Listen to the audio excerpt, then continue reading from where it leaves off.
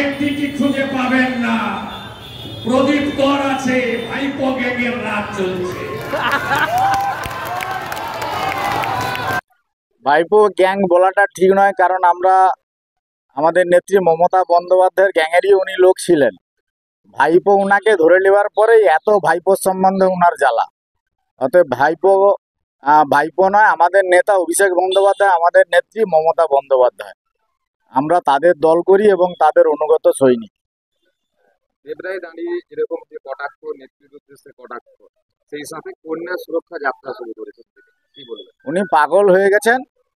যে সমস্ত রাজ্যগুলিতে বিজেপি শাসন করে, বিজেপি ক্ষমতায় আছে, গুজরাট, উত্তরপ্রদেশ, মধ্যপ্রদেশ, বিভিন্ন জায়গায় উনি ভালো করে দেখুন সেই সমস্ত জায়গায় কি ঘটনা ঘটছে। নারীদের সম্মান, নারীদের ক্ষমতায়ন সম্বন্ধে মমতা বন্দ্যোপাধ্যায় ওয়াকিবহাল। এবং আমরা সকলেই জানি ত্রিস্তরীয় পঞ্চায়েত ব্যবস্থায় পশ্চিমবঙ্গেই 50% আসন সংরক্ষিত। কিছু কিছু ক্ষেত্রে যে সমস্ত ঘটনা ঘটছে সেগুলা দলের পক্ষ থেকে ঊর্ধ্বতন কর্তৃপক্ষ প্রয়োজনীয় পদক্ষেপ গ্রহণ করছেন।